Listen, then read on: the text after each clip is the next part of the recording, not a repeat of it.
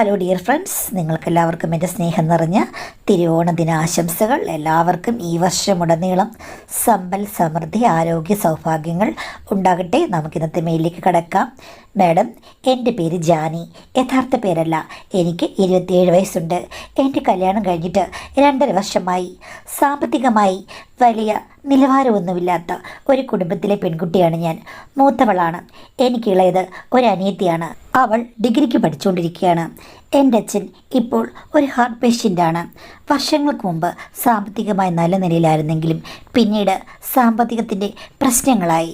പക്ഷേ ഉയർന്ന നിലവാരമുള്ള ജീവിതം നയിച്ചുകൊണ്ടിരുന്ന ആളുകളായിരുന്നതിനാൽ അത് പുറത്ത് പറയാൻ ഞങ്ങൾക്ക് ഭയവും നാണക്കേടുമൊക്കെയായിരുന്നു.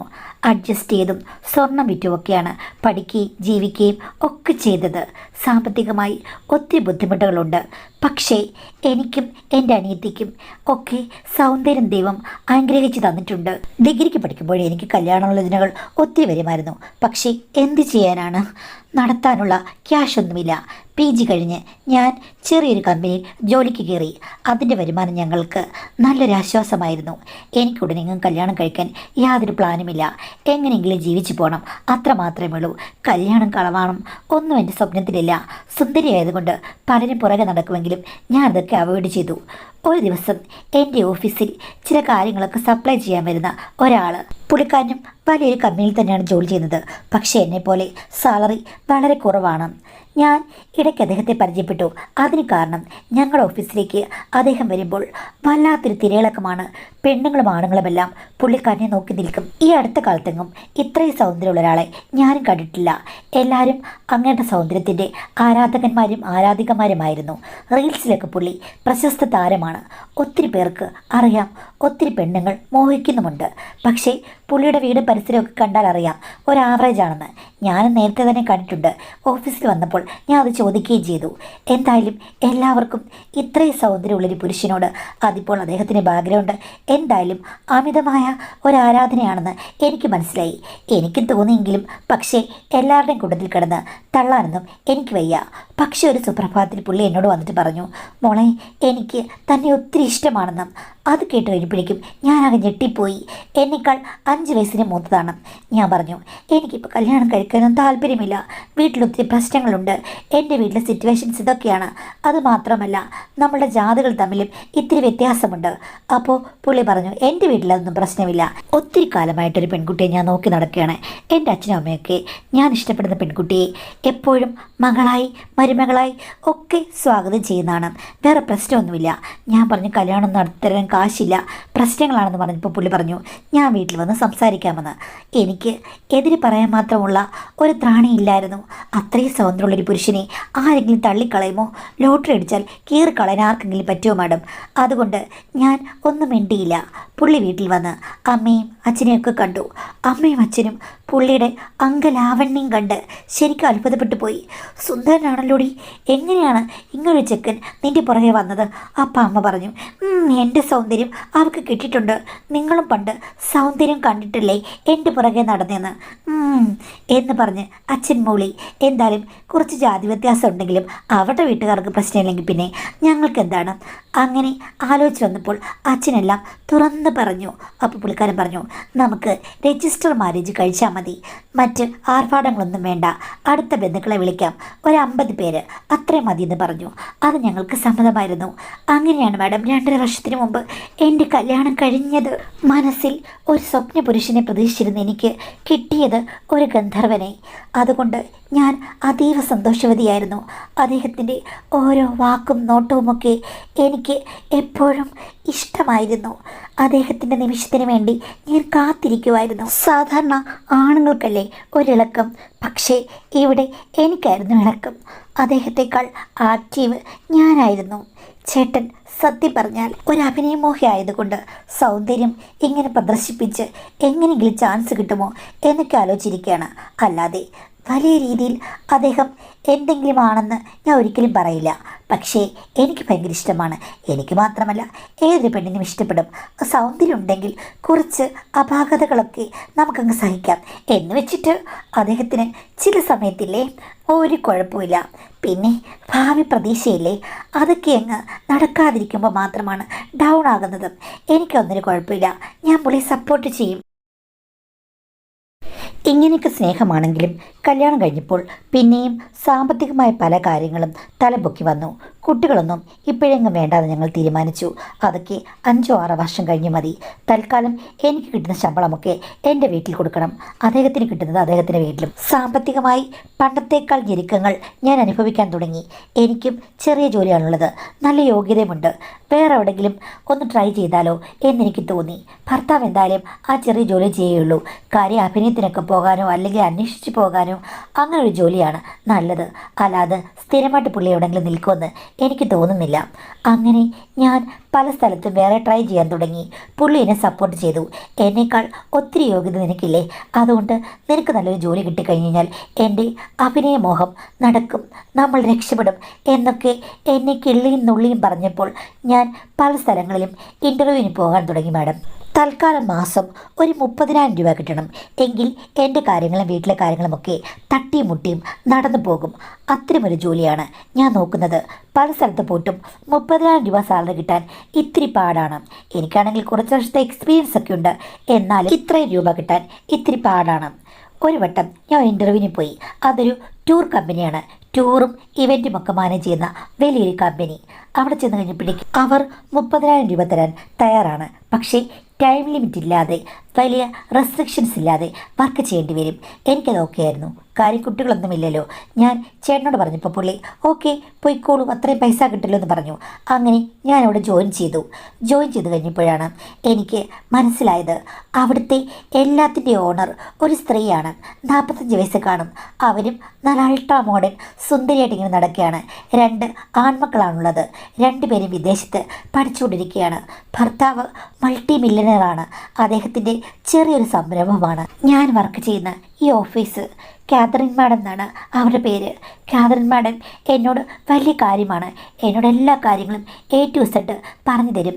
ഭർത്താവ് ഇതിലേക്ക് ശ്രദ്ധ ചെലുത്താറില്ലെന്നും അദ്ദേഹത്തിന് വമ്പൻ കാര്യങ്ങളോടാണ് താല്പര്യം. ഇതൊക്കെ ഇവർക്ക് ഇഷ്ടമുണ്ടായിട്ട് എസ്റ്റാബ്ലിഷ് ചെയ്ത ഒരു സ്ഥാപനമാണെന്നും എന്നോട് പറഞ്ഞു. എന്തായാലും വലിയ പണമുണ്ടെങ്കിലും വലിയ പത്രാസുണ്ടെങ്കിലും അവർക്ക് സത്യം പറഞ്ഞാൽ ഒരു ലോല മനസ്സാണ്, സ്നേഹമുണ്ട് എന്നൊക്കെ എനിക്ക് മനസ്സിലായി. എൻ്റെ കാര്യങ്ങളൊക്കെ ചോദിക്കുമായിരുന്നു. ഞാനപ്പോൾ എൻ്റെ A to Z ഹിസ്റ്ററി അങ്ങ് പറഞ്ഞു. കാര്യം എനിക്ക് ആരോട് മറച്ചു വെക്കുന്നൊരു ശീലമില്ല.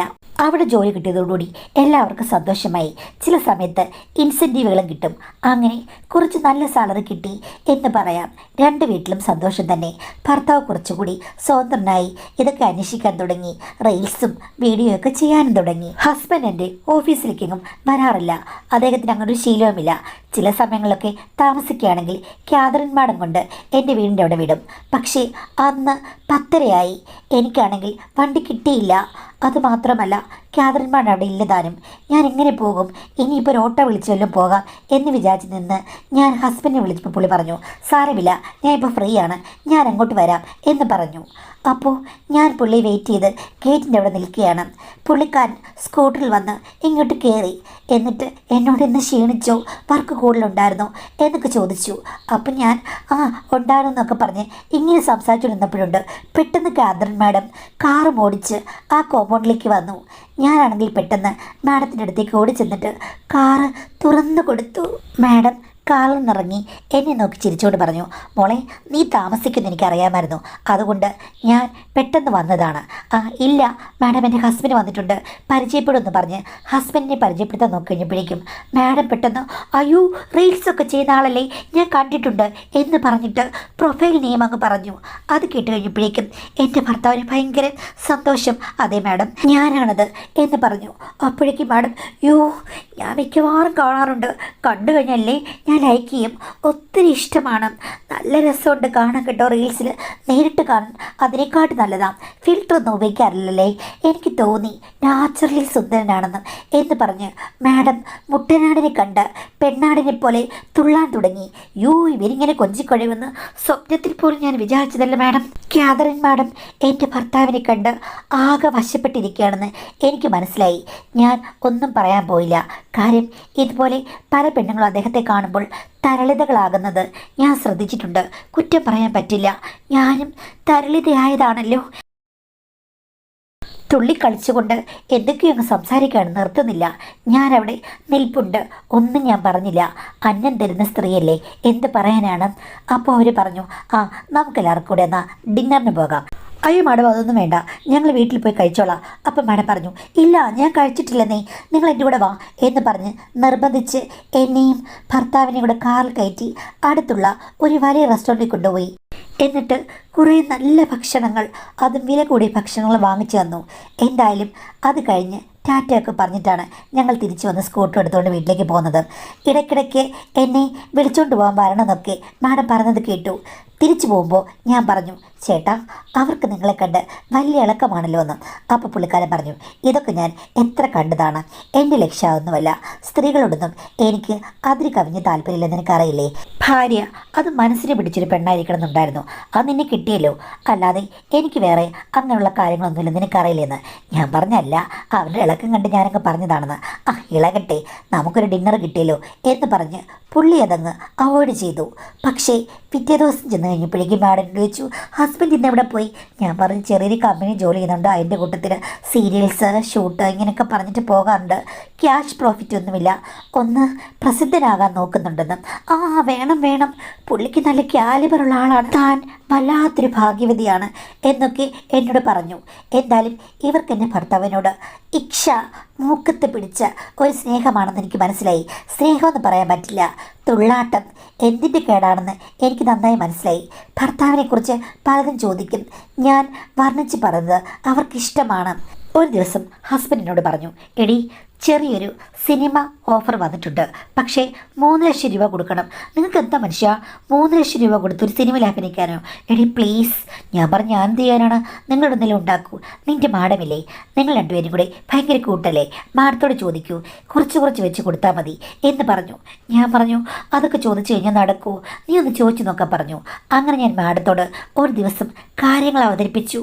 മാഡം പറഞ്ഞു, അത് കൊള്ളാം, ചിലപ്പോൾ വലിയൊരു സ്റ്റാറായിപ്പോയാലോ, നമുക്കപ്പോൾ പറയാമല്ലോ സ്റ്റാർസിൻ്റെ സ്വന്തം ആളാണ് നമ്മളെന്ന്.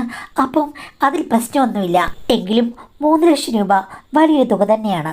എന്ത് ഗ്യാരണ്ടിയിലാണ് ഞാൻ തരിക?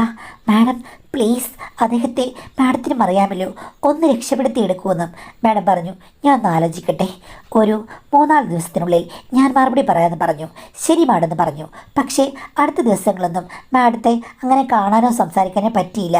ഞാൻ പിന്നീട് കണ്ടപ്പോൾ അങ്ങോട്ടൊന്ന് ചോദിക്കുകയായിരുന്നു. അപ്പം മാഡനോട് പറഞ്ഞു, ഓക്കെ 3 ലക്ഷം രൂപ ഞാൻ തരാം, പക്ഷേ എന്തിനു തരണം? നിങ്ങൾ എൻ്റെ ബന്ധക്കാരല്ല, ആരുമല്ല. എനിക്ക് സോഷ്യൽ മീഡിയയിൽ കണ്ടൊരറിവ് മാത്രമേ ഉള്ളൂ. നീ ഇവിടുത്തെ സ്റ്റാഫുമാണ്. എന്താ മാഡം ഇങ്ങനെ പറഞ്ഞത്? അപ്പോൾ ക്യാഷ് തരില്ലേ? മാഡം അപ്പോൾ പേന മേശയിൽ വെച്ച് തട്ടി രസിച്ച് ചുണ്ട് ഒന്ന് നനച്ച് കടിച്ചുകൊണ്ട് പറഞ്ഞു, എനിക്ക് പ്രയോജനമില്ലാത്ത ഒരു കാര്യങ്ങളും ഞാൻ ചെയ്യാറില്ല മോളെ. അത് കേട്ടെനിക്ക് നിരാശയായി. കിട്ടില്ല. പോട്ടെ, ഇനിയിപ്പോൾ 3 ലക്ഷം രൂപ കൊടുത്ത് സിനിമയിൽ അഭിനയിക്കാൻ പോവുകയാണ്. ശരി മാഡം, സാരമില്ല. എങ്കിലും മാഡത്തോട് എനിക്ക് എപ്പോഴും നന്ദിയുള്ളൂ, ദേഷ്യമില്ല. കാര്യം ഈ സാലറി കൊണ്ടാണല്ലോ വീട് കഴിയുന്നത്. അദ്ദേഹം ഇപ്പോൾ സിനിമയിൽ അഭിനയിച്ചില്ലെങ്കിലും കുഴപ്പമില്ല, അതിനെന്തെങ്കിലും വിധി വരുമ്പോൾ അഭിനയിച്ചോട്ടെ എന്ന്. അപ്പോൾ പുള്ളിക്കാരൻ പറഞ്ഞു, വിധി വരുമ്പോൾ അഭിനയിക്കുമോ ഇല്ലയോ എന്ന് എനിക്കറിയില്ല, പക്ഷേ 3 ലക്ഷം രൂപ ഞാൻ തരുമായിരുന്നു. പക്ഷേ എനിക്ക് ചില കണ്ടീഷൻസ് ഉണ്ട്. ഞാൻ പറഞ്ഞു, മാഡം എനിക്ക് പറ്റുന്നതാണെങ്കിൽ ഞാൻ ആ കണ്ടീഷൻസ് അനുസരിക്കാം. 3 ലക്ഷം രൂപ മാഡം കൊടുക്കണമെന്ന്. മാഡം എന്നോട് കൈ നീട്ടാൻ പറഞ്ഞു. ഞാൻ കൈ നീട്ടി. അപ്പം എന്നോട് പറഞ്ഞു, ഈ ഡീല് ശരിയാക്കണമെങ്കിൽ ഞാൻ ഒരു ഡിമാൻഡ് വയ്ക്കും. പക്ഷേ നിനക്കത് കേൾക്കുമ്പോൾ ഞെട്ടൽ തോന്നുകയാണ്. സമ്മതമല്ലെങ്കിൽ നിനക്ക് തിരിഞ്ഞ് ആ പാട്ടിന് പോകാം. ഇവിടെ ജോലിക്കൊക്കെ വരാം, അതിൽ പ്രശ്നമൊന്നുമില്ല. പക്ഷേ ഞാൻ പറഞ്ഞ കാര്യം ആരോടും നീ ഒരിക്കലും ഡിസ്കസ് ചെയ്യുകയോ അല്ലെങ്കിൽ അതിൻ്റെ പേരിൽ നമ്മൾക്കിടയിൽ ഒരു പ്രശ്നം വരാനോ പാടില്ല. പാടെ മറന്നേക്കുക. അപ്പോൾ പ്രശ്നമൊന്നുമില്ല. എന്താ മാഡം, ടെൻഷൻ അടുപ്പിക്കാതെ പറയൂ എന്ന് പറഞ്ഞപ്പോൾ മാഡം എന്നോട് പറഞ്ഞു, എനിക്ക് ഇത്തിരി ആശ കൂടുതലാണ്. പണ്ടേ അങ്ങനെയാണ്. എൻ്റെ ഭർത്താവിനെ കൊണ്ട് കടത്തുവെള്ളം തുഴയാൻ പോലുമുള്ള കെൽപ്പില്ല. ഇപ്പം മാത്രമല്ല, 10 വർഷമായിട്ട് അങ്ങനെ തന്നെയാണ്. കുട്ടികളൊക്കെ ഉണ്ടായി. അത് ദൈവത്തിൻ്റെ ഭാഗ്യം എന്ന് മാത്രം പറയാം. മാഡം എന്തായി പറഞ്ഞു വരുന്നത്? മോളെ, എനിക്ക് നിൻ്റെ ഭർത്താവിനെ കണ്ടു കഴിഞ്ഞപ്പോഴേക്കും ശരിക്കും ഒത്തിരി ഇഷ്ടമായി. സ്ത്രീ എന്നുള്ള നിലയ്ക്ക് എനിക്ക് പുറതയില്ലാത്ത ഒരു സന്ദർഭമായിരുന്നു അത്. വർഷങ്ങളുടെ ഇടവേളയ്ക്ക് ശേഷമാണ് എനിക്ക് ഏറ്റവും ആരാധന തോന്നുന്ന ഒരു പുരുഷനെ കണ്ടുമുട്ടുന്നത്. അപ്പോൾ അയാളെ സ്വന്തമാക്കാൻ എൻ്റെ ഉള്ളം തുടിക്കുന്നുണ്ട്. ഞാൻ പറഞ്ഞു വരുന്നത് നിനക്ക് മനസ്സിലായോ? ഞാൻ ഒന്നും മിണ്ടിയില്ല. എടി, ആഴ്ചയിൽ ഒരു ദിവസം അവൻ എൻ്റെ കൂടെ വരണം. ഞങ്ങൾ എവിടെ പോകുന്നു, എന്താണ് എന്നൊന്നും നീ അന്വേഷിക്കരുത്. നിൻ്റെ ഭർത്താവിനെ ആഴ്ചയിൽ ഒരു ദിവസം അന്ന് ഫ്രീ ആയി വിടുക. അന്നവൻ എൻ്റെ ഇഷ്ടത്തിൽ നിൽക്കുക. പക്ഷേ എന്ന് വെച്ചിട്ട് നിങ്ങളുടെ ബന്ധത്തിൽ ഇടപെടാനോ അവനെ സ്വന്തമാക്കാനോ കല്യാണം കഴിക്കാനോ അവിഹിത ബന്ധം എന്നുള്ള രീതിയിൽ പേര് കേൾപ്പിക്കാനോ ഒന്നും എനിക്ക് താല്പര്യമില്ല. പക്ഷേ ഇഷ്ടങ്ങൾ നടക്കണം. അതാണ് ഞാൻ പറഞ്ഞു വരുന്നത്. നിനക്ക് മനസ്സിലായെന്ന് ചോദിച്ചു.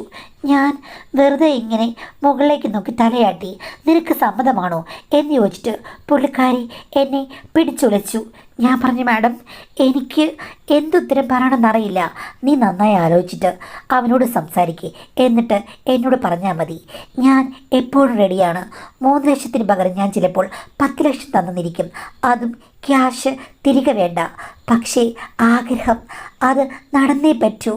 എൻ്റെ ഉള്ളിലെ മഞ്ഞ് കണങ്ങൾ ഉതിർന്നു വീഴുകയാണ് മോളെ എന്ന് എന്നോട് പറഞ്ഞു. സാധാരണ പെണ്ണുങ്ങളെ പോലെ അപ്പോൾ എനിക്ക് വഴക്കുണ്ടാക്കാൻ തോന്നിയില്ല.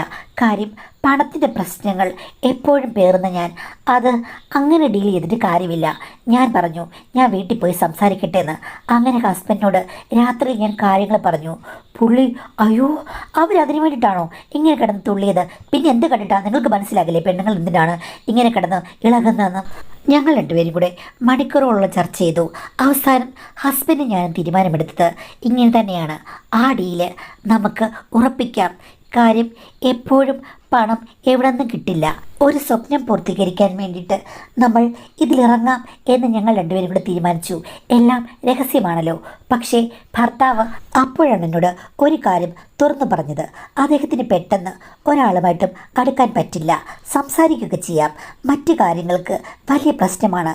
സ്റ്റാർട്ടിങ് ട്രബിൾ എന്ന് പറഞ്ഞു കഴിഞ്ഞാൽ അത് വെറുമൊരു ട്രബിളല്ല, ഒത്തിരി നീണ്ട ട്രബിളാണ്. അതുകൊണ്ട് തന്നെ അവർ ആശിച്ച് മോഹിച്ച് കറങ്ങാൻ പോകുമ്പോൾ അവർ ആശിച്ച രീതിയിൽ പെട്ടെന്ന് പെരുമാറാൻ പറ്റില്ല. എൻ്റെ ഭർത്താവിൻ്റെ സ്വഭാവം അങ്ങനെയാണ്. അതിന് ഇപ്പം എന്ത് ചെയ്യാൻ പറ്റും എന്നുള്ളതായി ചർച്ച. അപ്പോൾ എൻ്റെ ഭർത്താവ് പറഞ്ഞത്, നീ മാഡത്തോട് പറയണം ആദ്യത്തെ കുറേ ട്രയലിൽ ഞാനും കൂടെ കാണുമെന്ന്. എന്തായി പറഞ്ഞത്? അതേടി, നീയും വരണം, എങ്കിൽ മാത്രമേ എനിക്ക് പറ്റുകയുള്ളൂ.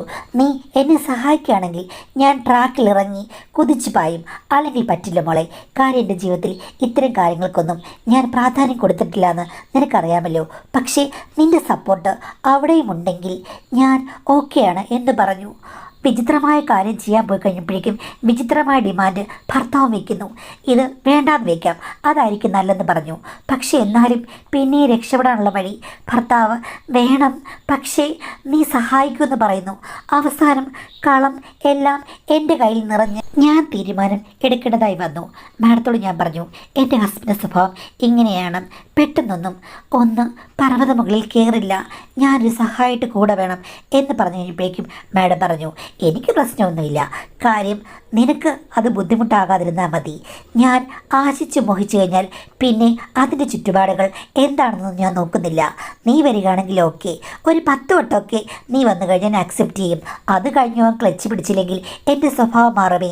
നിനക്ക് എത്ര ലക്ഷം വേണ്ടെന്ന് വെച്ച് കഴിഞ്ഞാൽ ഞാൻ തരാം എന്ന് പറഞ്ഞു.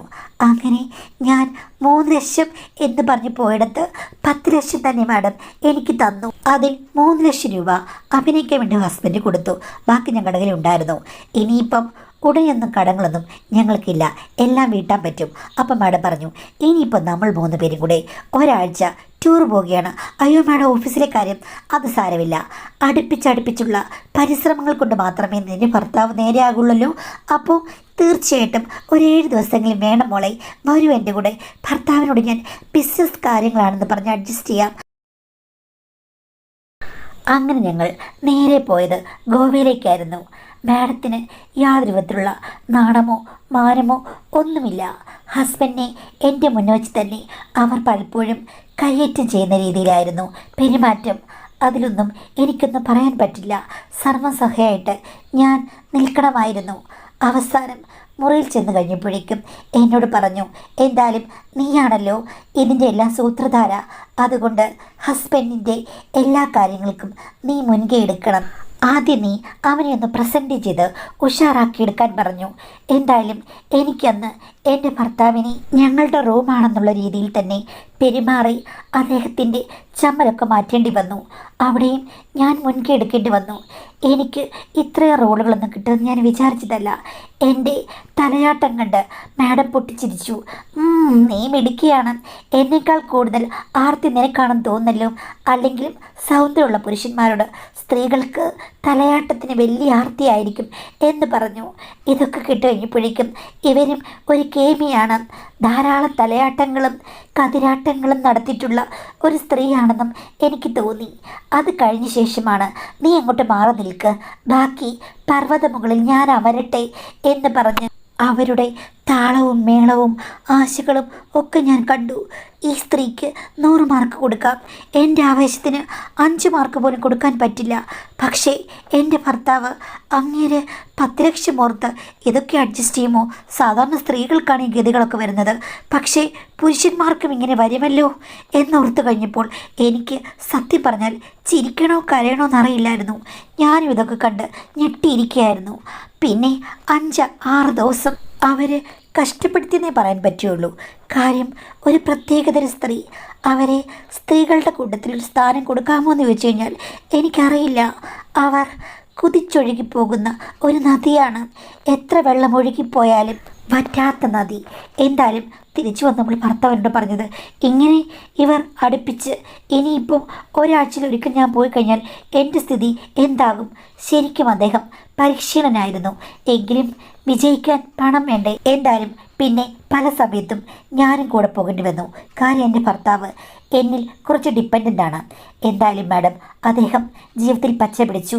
എനിക്ക് ധാരാളം പണം മാഡം വഴി ഉണ്ടാക്കാൻ പറ്റി. പിന്നെ ഇപ്പോൾ ഏകദേശം 2-3 മാസത്തിന് മുമ്പ് അവർ ഞങ്ങളെ സ്വതന്ത്രരാക്കി. അതിന് കാരണം എൻ്റെ ഭർത്താവിൻ്റെ കൂടെ അഭിനയമോഹമായി നിൽക്കുന്ന ഒരു പയ്യൻ. അവൻ സത്യം പറഞ്ഞാൽ ഒരു ഗന്ധർവൻ തന്നെയാണ്. അവനെ കണ്ടപ്പോൾ മാഡത്തിന് അടുത്തിളക്കം. അവൻ എന്തായാലും മാഡത്തെ പുള്ളൊരാളെ നോക്കിയിരിക്കുകയായിരുന്നു. ഞങ്ങളുടെ ബുദ്ധിമുട്ടുകളൊന്നും അവനില്ല. തേടിയ വള്ളി കാൽ ചുറ്റിയെന്ന് പറഞ്ഞ പോലായിരുന്നു.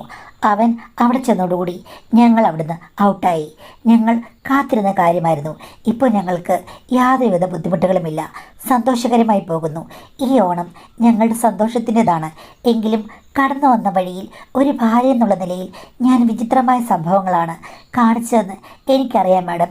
ജീവിതമല്ലേ, അഡ്ജസ്റ്റ്മെൻറ്റുകൾ എങ്ങനെ വേണമെങ്കിലും ആകാമല്ലോ. ഇതിനെ മാഡം അനുകൂലിക്കുന്നുണ്ടോ എന്നതാണ് ചോദ്യം. ഞാൻ എന്തായാലും ഇതിനൊന്നും അനുകൂലിക്കുന്നില്ല. കാര്യം ഇത് അനുകൂലിക്കാൻ പറ്റിയ എന്തെങ്കിലും മോഡലോ മാതൃകയോ വല്ലതും ആണോ? അല്ലല്ലോ.